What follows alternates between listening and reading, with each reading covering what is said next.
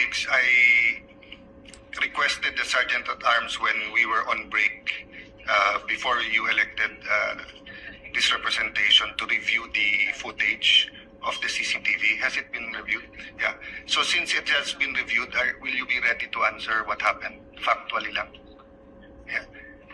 Is there any objection to suspend the rules so that we can hear directly from the Sergeant at Arms? He's ready to give a report given that he saw the CCTV footage. Yeah. With the permission of the body, if there's no objection. Yes, there's no objection. Yes.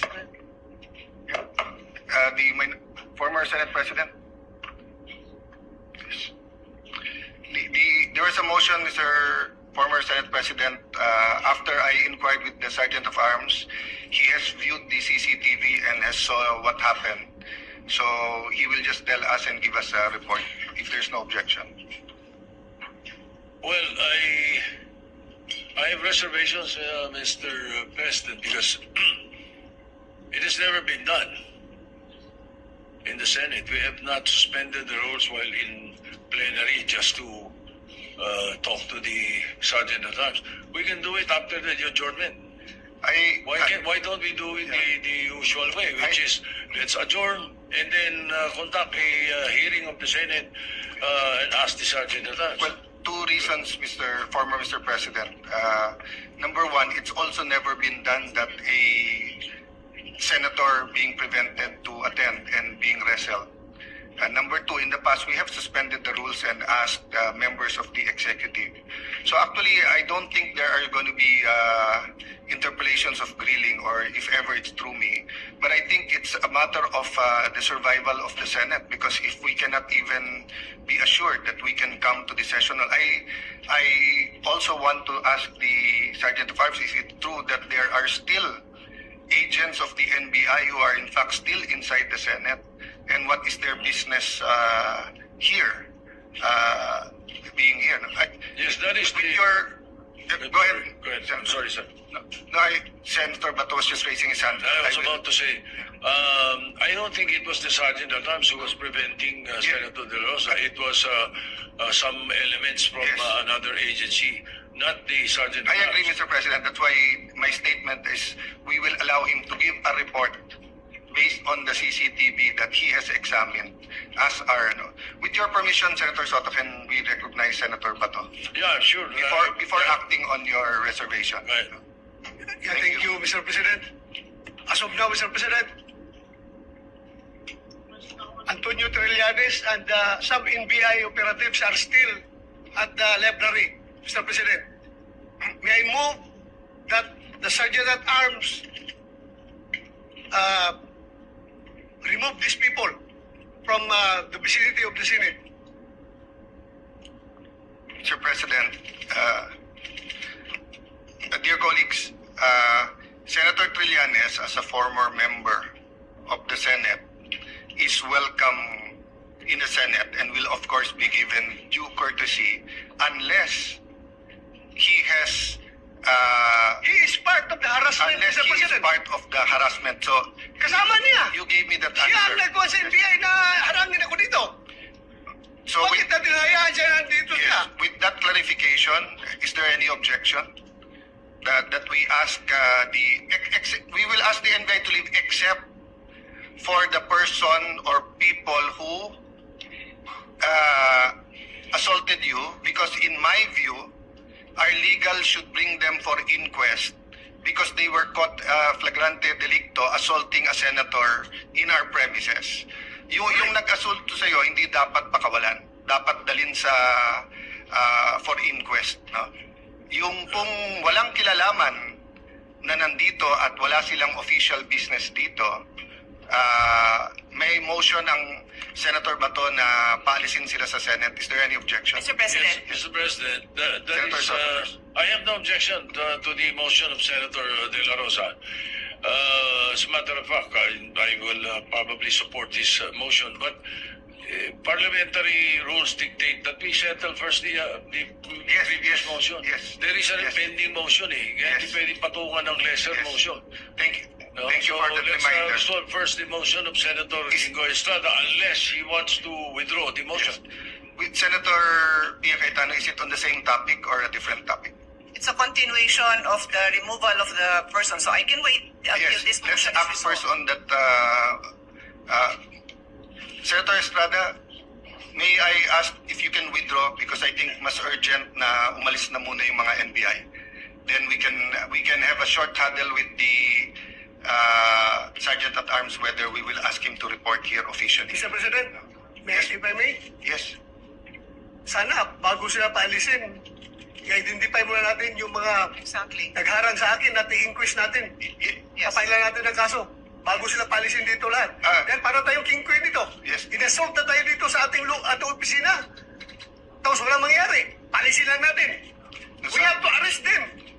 Let me clarify, Senator Bato. That's my point a while ago. Papaalisin yung mga walang kilalaman sa pag-assault sa iyo. And Correct. that is not limited to those who threw punches or wrestled you. Meaning, if they are in conspiracy together in trying to prevent you from attending the I session, am sure Trillanes is involved, Mr. President. then Andiyan sila eh. then Kasama sila. my suggestion is to consult with the legal and to bring them for inquest. No? But before that, I will follow the suggestion of Senator Soto. Can we first dispose or withdraw muna? Mr. President, I withdraw my previous motion. So since the motion is withdrawn, Senator Pia. Yes. I think this is what the Senate President had in mind in any case. Let me just put on record, I think Senator Bato will also welcome this. Before removing anyone who is not involved, we have to determine who is involved and who is not involved. Obviously, I think that's quite obvious, but to be clear with the instructions of the Senate President, everybody here should be dealt with because they are here for a reason. We need to hear from them. They should give their testimony kung bakit sila nandito, sino ang nagpapunta sa kanila dito, ano ang instructions sa kanila, kahit tumayo lang sila dito, we want to know, why are they here? So, just to be clear, I'm pretty sure that is what the Senate President meant, but perhaps we can instruct our legal team very carefully bago paalisin. Pati yung identification nila, yung official identification nila, baka may mag-missing in action dyan. We just want to be clear that everyone who even witnessed, even if they were just a witness, we would want to have access to them, Mr. President. Thank you. Let me clarify. No? If the committees themselves can hold in direct or indirect contempt unruly guests, may they be witnesses, may they be our employees or whatsoever, basta't non-members ng Senate, lalo na pwedeng mag-direct or indirect contempt dito sa Senado.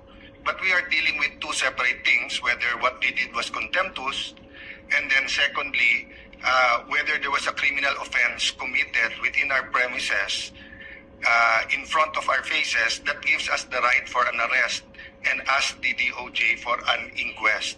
That is why I think the Sergeant at Arms took our instructions a while ago not only to view the video but to conduct an immediate investigation. Maybe we can have a 2-minute suspension and consult with the Sergeant of Arms kung nasaan na yung investigation nila before we ask anyone to leave the Senate. Tama si Senator Bato at Senator Pia. Baka palisin natin pero baka naman sila yung dapat arestuhin. No? So we'll suspend for 1 minute. I'm conferring with the people who had the floor, the honorable senators and Senator Soto. I'm hereby directing the Sergeant at Arms to complete his investigation, to continue to talk to the NBI and to former Senator Trillanes, and give us a written report within the next 30 to 45 minutes. For the information, the initial report of the Sergeant of Arms is that the NBI is claiming that they are here to arrest Senator Bato, but they do not have an arrest warrant. Okay, that is why it is critical that either the Sergeant at Arms or the report or a written report. No? So, but he will complete his report by talking to them now. Senator Jinggoy. Mr. Mr. President, do you mean to tell me that the NBI were here to arrest Senator De Rosa without the benefit of any warrant of Yes. arrest? So far, I do not want to talk in a partial investigation, but so far there is no information that the NBI informed the Senate, which by tradition, no law enforcement agency has ever come to the Senate in secret to effect an arrest. Usually they have an arrest warrant and they coordinate with the office of the Senate President, and the Senate President calls a caucus to get the details. No? But if there's no objection, I will recognize Senator Soto, but if there's no objection, I will just direct and allow the Sergeant of Arms to conduct the investigation. Is that okay? Mr. President, may I suggest that we just follow your instructions and then go into a suspension so that because of some vital information that Yes. we're discussing which might be detrimental to the records of the Senate later on. Yes. So that was the initial verbal report of the Sergeant at Arms, but let us wait for the official full-length report that we're giving him 20, 30, 40 minutes to finish. But please do that, General, so that we will know our actions. In the meantime, they are not allowed to leave the Senate. No. Senator Marcoleta. Mr. President, what happened to Senator Bato this afternoon does not only concern him. Most importantly, this concerns the very institution where he belongs. It is not only a disrespect to an incumbent and sitting senator of the Republic, but this is an act ridiculing this institution. Hindi po simpleng bagay yun, Mr. President. Kahit na po yung sinasabi natin na wala namang complaint or charges against him, wala naman bakit sila mag-aaresto. That's another point, Mr. Speaker. Yun lamang po napigilan siya, na pumasok siya para gampanan ang tungkulin niya. They already violated at least Article 145 of the Revised Penal Code. Marami po ang implication nito, Mr. President. Kamakailan lang, kagaya po ng alam ninyo na ipasa po natin ang Senate Resolution number 44, which was adopted on March 17, 2026. Dito po sa resolution na ito, Mr. President, dahil ito'y kamakailan lang, alam po natin na ang sense po ng Senate ay na-express sa pamagitan ng mga sumusunod. Una, due process and rule of law must be upheld in any surrender or extradition. Kasi po, nangangamba tayo na isusunod na naman si Senator Bato sa ginawa nila sa dating Pangulo. Filipinos not formally charged or convicted have the right to due process and will be guaranteed reasonable time and opportunity to seek redress from the courts and avail of any legal remedies available to them before any transfer to foreign or international authorities. Ito pa po yung isa sa sense ng Resolution number 44. While not legally binding, the resolution reflects the Senate's position against extrajudicial rendition and may be invoked to resist any attempt to arrest or surrender a sitting senator without due process. Ito po'y in-adapt natin, Mr. President. And there is a relevant precedent. Halimbawa po, yung binanggit kanina, former Senator Trillanes, noong 2018, Mr. President, former Senator Antonio Trillanes avoided arrest by submitting to Senate custody after his amnesty was voided. Ang sabi pa nga po noon ni dating the former President of the Senate, our friend Vicente Soto III, maintained that no senator would be arrested within Senate premises to preserve the institution's dignity. salita po ito ng ating colleague, Mr. President. The Trillanes precedent shows that the Senate can refuse to allow any arrest within Senate premises even for a non-bailable offense, Mr. President. Senate Resolution number 44 strengthened this position. While not legally binding, it expresses the Senate's official stand on this matter. Filipinos must be protected from extrajudicial rendition.